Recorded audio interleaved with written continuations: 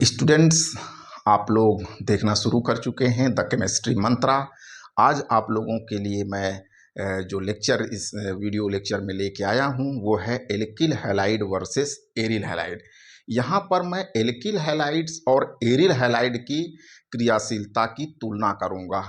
क्रियाशीलता का मतलब ये है कि CX बॉन्ड कितना आसानी से ब्रेक होगा, वो उसकी क्रियाशीलता को दर्शाएगा।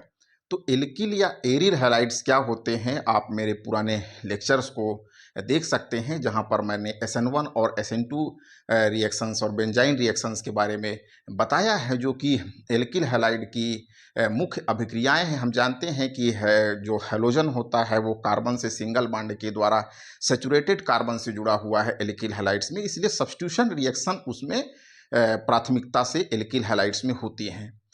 एग्जाम्पल के लिए अगर हम लोग मेथिल क्लोराइड लिए हैं और उसको एक्वस KOH के साथ रिएक्शन कराते हैं तो मिथाइल एल्कोहल बनता है। ये एक सब्स्टिट्यूशन रिएक्शन है, न्यूक्लियोफिलिक सब्स्टिट्यूशन रिएक्शन है। तो कौन ज़्यादा क्रियाशील होगा, एल्किल हैलाइड ज़्यादा क्रियाशील होगा कि एरिल हैलाइड क्रियाशील होगा? एरिल हैलाइड का मतलब कि जब हैलोजन बेंजीन रिंग से जुड़ा रहता तो उसको एरिल हैलाइड बोलते हैं।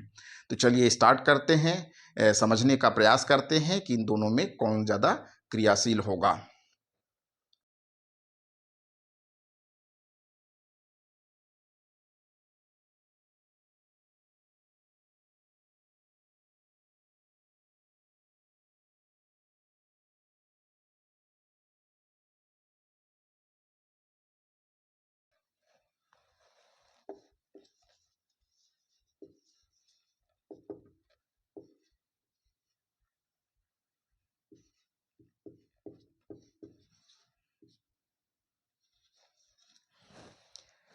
एल्किल हैलाइड और एरिल हैलाइड की क्रियाशीलता का मैं तुलना करूंगा तो मैंने लिखा है reactivity of alkyl halides versus aryl halides. अब मैंने उदाहरण के रूप में यहाँ पे मेथिल क्लोराइड लिया है, CH3Cl लिया है, और यहाँ पर आप देख रहे हैं कि जो क्लोरीन है वो बेंजीन रिंग से जुड़ा हुआ है। तो मैं X की जगह RX की जगह CH3Cl, इसको हम लोग RX एक ब्रॉड ग्रुप के रूप में लिखते हैं, और इसको आप ARX लिखते हैं। AR का मतलब एरिल, एरिल मतलब बेंजीन से एक हाइड्रोजन निकलने के बाद जो समूह बचता है उसको हम लोग फेनिल बोलते हैं। तो ये है क्लोरोबेंजीन और ये है मेथिल क्लोराइड। तो जब भी हम ये देखते हैं कि क्रियाशीलता किसकी ज़्यादा होगी, कौन आसानी से रिएक्शन के लिए प्रोसीड करेगा, तो ये बात ध्यान रखना है कि बंध कितना आसानी से टूटेगा, मीन्स CX बॉन्ड का क्लीवेज किस में ज़्यादा आसान होगा। जो कमज़ोर बॉन्ड होगा वो आसानी से टूटेगा, एक सीधी सी बात है, तो क्रियाशीलता उसकी ज़्यादा होगी। और दूसरा, इस बॉन्ड के ब्रेक होने के बाद जो बची हुई स्पीसीज है, आपको पता है कि कार्बन के कंपैरिजन में जो हैलोजन है वो ज़्यादा इलेक्ट्रोनिगेटिव है। तो ज़्यादा इलेक्ट्रोनिगेटिव होने के कारण जब ये बॉन्ड ब्रेक होता है तो कार्बन पे पॉजिटिव चार्ज आता है, तो जो बना हुआ कार्बोकेटायन है वो कितना स्टेबल है, ये भी उसकी क्रियाशीलता को निर्धारित करता है कि बॉन्ड ब्रेक होने के बाद जो नई स्पीसीज बन रही वो स्टेबल है कि नहीं, इस पर भी क्रियाशीलता निर्भर करता है। तो मेथिल क्लोराइड में अगर आप देखेंगे तो कार्बन जो है sp3 हाइब्रिडाइज्ड है। दूसरा, जब यहाँ पे हम लोग बेंजीन रिंग का कार्बन देखते हैं तो यहाँ पे कार्बन डबल बॉन्डेड कार्बन है, sp2 संकरित कार्बन है, sp2 हाइब्रिडाइज्ड है। तो sp2 हाइब्रिडाइज्ड कार्बन आकार में छोटे होते हैं, तो जो यहाँ पे बॉन्ड पेयर होंगे वो नाभिकों के जो बॉन्डेड एटम्स है उनके ज़्यादा समीप होंगे। तो इसलिए यहाँ पर इस CCl बॉन्ड का या CX बॉन्ड का टूटना कठिन होगा, तो इसकी क्रियाशीलता कम होगी। तो इसका मतलब ये हुआ कि जो एरिल हैलाइड्स हैं वो एल्किल हैलाइड से कम क्रियाशील हैं। एक बात ये हुई। दूसरे तरीके से अगर हम लोग देखें इसको, तो बेंजीन में अनुनाद पाया जाता है, और यहाँ पर जो क्लोरीन है वो धनात्मक मेजोमेरिक प्रभाव डालता है। लोन पेयर के कारण ये लोन पेयर इस बेंजीन रिंग की तरफ मूव करते हैं। तो होता क्या है कि आप देख रहे हैं कि यहाँ पर जो क्लोरीन है, यहाँ पर आप देख रहे हैं कि CCl बॉन्ड में द्विबंध के लक्षण आ गए, बंध लंबाई कम हो गई। इसकी तुलना में यहाँ पे बंध लंबाई, यहाँ पे कार्बन sp3 संकरित कक्षक है, सिंगल बॉन्ड है, जबकि यहाँ बेंजीन रिंग में आप इसकी अनुनादी संरचना में देख रहे हैं कि द्विबंध आ गया। तो द्विबंध होने के कारण बंध लंबाई कम हो गई तो टूटना कठिन हो गया। तो यहाँ पर कार्बन कैसा है, मेथिल क्लोराइड में या जो एल्किल हैलाइड्स होंगे वहाँ कार्बन sp3 संकरित होगा, तो यहाँ पर बंध लंबाई ज़्यादा होगी। दूसरे तरफ एरिल हैलाइड्स में हम लोग देखते हैं तो कार्बन sp2 संकरित है। sp2 संकरित कार्बन आकार में छोटे हैं, तो वहाँ पर जो नियंत्रण होगा बॉन्ड पेयर पे वो ज़्यादा होगा, तो टूटना कठिन होगा। एटम्स का जो नियंत्रण है, नाभिक का जो बॉन्डेड पेयर पे, बंध पेयर पे जो नियंत्रण है वो अधिक है, इसलिए बंध का टूटना कठिन होगा। दूसरी चीज बात ये भी सपोर्ट करता है कि यहाँ पे मेजोमेरिक प्रभाव के कारण कार्बन और क्लोरीन के बीच के में द्विबंध के लक्षण है, द्विबंध है स्थापित हो जाता है, इसलिए भी बंध लंबाई कम हो जाती है। तो क्रियाशीलता की अगर हम लोग देखते हैं तो यहाँ पे ये CH3Cl बांड में CCl बांड जो है, CH3Cl में CCl बांड आसानी से ब्रेक होगा। तो एल्किल हैलाइड्स जो हैं वो एरिल हैलाइड की तुलना में ज़्यादा क्रियाशील हैं। अब कुछ और उदाहरण हम लेते हैं, वाइनिल हैलाइड की क्रियाशीलता को देखते हैं। वाइनिल हैलाइड, वाइनिल हैलाइड के लिए मैंने एग्जांपल लिया है वाइनिल क्लोराइड का, CH2 डबल बॉन्ड CHCl, इसको बोलते हैं वाइनिल क्लोराइड। ध्यान रखिएगा, एथिलीन से जब एक हाइड्रोजन निकल जाता है उसके बाद जब जो CH2 double bond CH2 ethylene है, एक हाइड्रोजन निकलने के बाद जो बना हुआ स्पीसीज है उसे कहते हैं वाइनिल। और यहाँ पर क्लोरीन जुड़ा हुआ है तो ये क्या कहलाएगा, वाइनिल क्लोराइड। अगर OH जुड़ा होता है तो इसे आप वाइनिल एल्कोहल कहते। तो क्लोरीन जुड़ा है इसलिए वाइनिल क्लोराइड। सिमिलरली क्लोरीन यहाँ भी क्या करता है, धनात्मक मेजोमेरिक प्रभाव डालता है। तो आप इसकी रेजोनेटिक स्ट्रक्चर्स को देख रहे हैं, तो यहाँ पे CH2 माइनस हो गया, CHCl प्लस। तो कार्बन और क्लोरीन के बीच का जो बॉन्ड है उसमें डबल बॉन्ड के कैरेक्टर हैं, द्विबंध के लक्षण है, और इसकी पुष्टि इसके बंध लंबाई से होती है। जो CCl बॉन्ड की जो बॉन्ड लेंथ है वो 1.4 एंगस्ट्राम है, नियरली 1.4 एंगस्ट्राम है।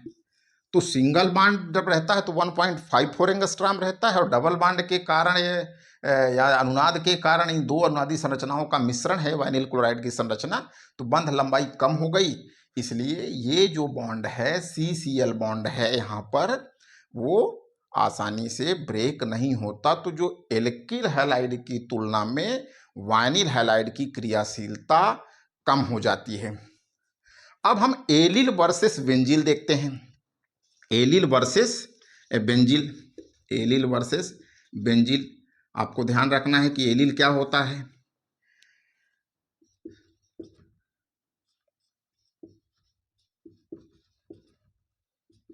ये मैंने लिया है एलिल क्लोराइड। इस तरीके से आप डबल बॉन्ड देखते हैं, सिंगल बॉन्ड देखते हैं, फिर सिंगल बॉन्ड, फिर क्लोरीन है, ये कहलाता है एलिल क्लोराइड। और बेंजीन रिंग से एग्जाम्पल के रूप में ये बेंजीन है, बेंजीन रिंग से CH3 जुड़ा रहता है तो उसको टॉल्यूइन बोलते हैं। टॉल्यूइन से एक हाइड्रोजन निकलने के बाद जो बचा हुआ समूह है उसे कहते हैं बेंजील। ये है बेंजील क्लोराइड। अब दोनों में अभी तक जो हम चीज़ें देख रहे थे कि यहाँ पर जब हम एरिल देखते थे तो कार्बन sp2 संकरित था, आप वाइनिल देख रहे थे तो कार्बन sp2 संकरित था। दोनों जगह मेजोमेरिक प्रभाव भी हो रहा था, इसलिए इनकी क्रियाशीलता इसकी तुलना में एल्किल हैलाइड की तुलना में कम थी। अब यहाँ पर हम देखेंगे कि कार्बन कैसा है। यहाँ पर भी जो कार्बन है वो sp3 संकरित है, और यहाँ पर भी कार्बन कैसा, सिंगल बॉन्ड के द्वारा जुड़ा हुआ है, कार्बन से ओनली सिंगल बॉन्ड, कार्बन से दो हाइड्रोजन, कार्बन आपस में, कार्बन क्लोरीन सभी, ये कार्बन कैसा है, this is sp3 hybridised carbon. यहाँ भी कार्बन कैसा है, sp3 हाइब्रिडाइज्ड। तो एक बात ये स्पष्ट है, आपको समझ आ रहा होगा कि अगर इन तीनों की तुलना करेंगे एरिल वाइनिल की तुलना में ये ज़्यादा क्रियाशील होंगे, क्योंकि यहाँ पर सिंगल बॉन्ड के द्वारा ही जुड़ा हुआ है। और इसकी तुलना में क्या होगा उसको स्पष्ट करते हैं। तो जैसा कि मैंने शुरू में कहा कि स्टेबिलिटी इस बात पर भी डिपेंडेंट है कि जो नया बना हुआ स्पीसीज है, जो जिसको हम लोग रिएक्टिव इंटरमीडिएट्स बोलते हैं, जो अभिक्रिया के दौरान ही दिखाई देते हैं, वो कितना स्टेबल है।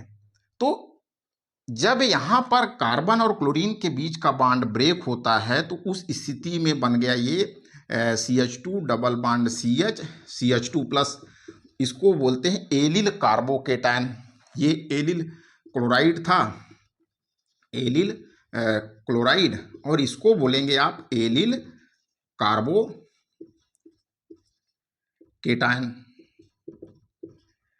तो ये कार्बोकेटायन भी क्या करता है, रेजोनेंस के द्वारा स्टेबलाइज हो जाता है। ये कार्बोकेटायन रेजोनेंस के द्वारा स्टेबलाइज हो गया। आप देख रहे हैं कि जो चार्ज है एक कार्बन से दूसरे कार्बन में ट्रांसफर हो गया।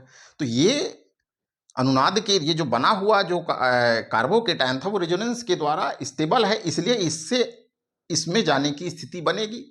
क्रियाशीलता इसकी तुलना में ये ज़्यादा क्रियाशील हो गया, क्योंकि यहाँ पर हम देखते थे कि बांड तो ब्रेक होता था लेकिन रेजोनेंस नहीं होता था, स्टेबल नहीं था कार्बोकेटायन। यहाँ इसकी तुलना में इसकी एक एक्स्ट्रा एडवांटेज और भी है।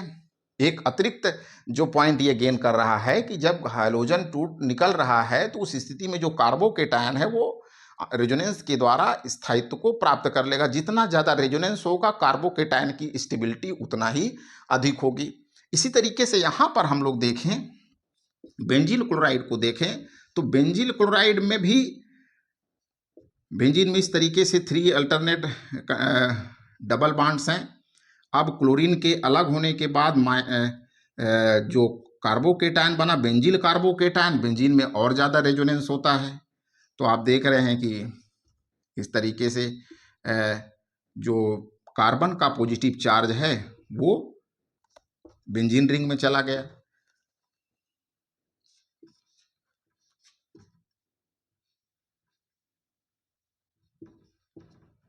ये इसकी रेजोनेटिक स्ट्रक्चर्स हैं। बेंजील कार्बोकेटायन की ये रेजोनेटिक स्ट्रक्चर्स हैं।